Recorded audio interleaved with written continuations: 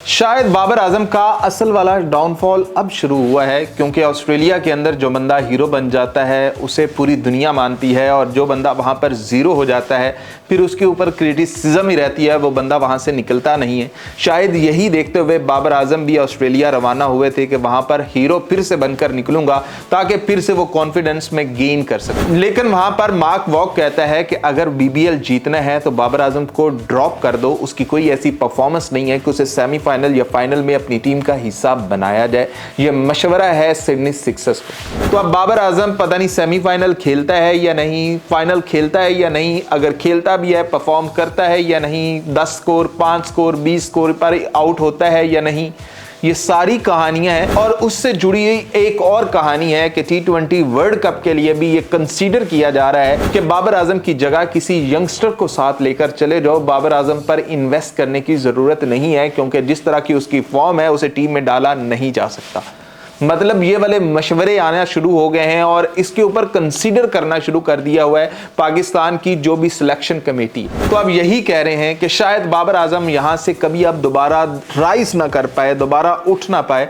अगर उठेगा तो एक मोजज़ा ही होगा, और वो कोई ऐसी एक इनिंग होगी जो बाबर आजम को उठाएगी, और वो ये इनिंग सेमीफाइनल की ही हो सकती है। जैसे स्मिथ आता है, आकर सेंचुरी जड़ देता है, एक ही ओवर में 30 स्कोर मारता है, वैसी ही कोई जादुई इनिंग बाबर आजम के बैट से आ जाए, फिर ही बाबर आजम बचता है, वरना बाबर आजम के पल्ले अब कुछ नहीं रहा। ये सही वाला डाउनफॉल शुरू हो चुका है। और T20 वर्ल्ड कप में बाबर आजम ने जितने इंटरनेशनल में रन बनाने थे वो बना चुका, वो एक रिकॉर्ड बन चुका। लेकिन अब इन फ्यूचर क्या होने वाला है, क्योंकि बाबर आजम को अगर टीम में शामिल किया भी जाता है तो ये एक बहुत बड़ा प्रेशर होगा बाबर आजम के लिए, और तनकीद का एक पहाड़ होगा जो उस पर की जा रही होगी किसी एक भी मैच में अगर वो परफॉर्म नहीं करता है, कि ये सबसे बड़ी पर्ची बाबर ही है।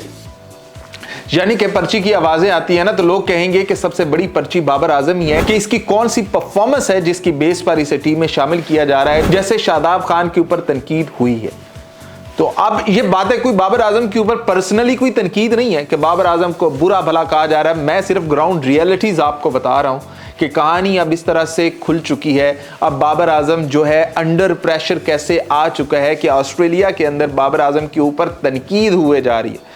वहां बाबर आजम था, छठे मैच तक 7वें मैच तक बाबर आजम की जय जयकार थी, बाबर बाबर बाबर, जब दो उसने 50s मारी।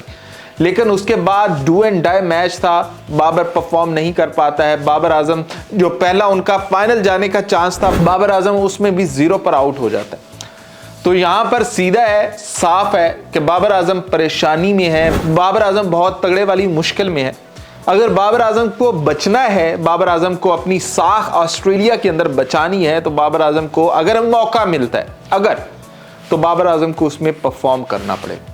अगर बाबर आजम परफॉर्म नहीं करता है तो फिर उसके बाद आप उम्मीद ना रखें कि T20 वर्ल्ड कप के अंदर बाबर आजम आपको सेंचुरीज मारता हुआ नजर आएगा या फिर मैचेस जितवाता हुआ नजर आएगा। बाबर आजम फिर आप यही समझें कि फ्लॉप, बाबर आजम खत्म। बाबर आजम का T20 के अंदर से नाम लेना अब आस्ता आस्ता कम होता चला जाएगा। ये रियल डाउनफॉल शुरू हो चुका है। क्या कहते हैं आप लोग? क्या मैं गलत हूं यहां पर, या फिर ग्राउंड रियलिटीज यही कहती हैं?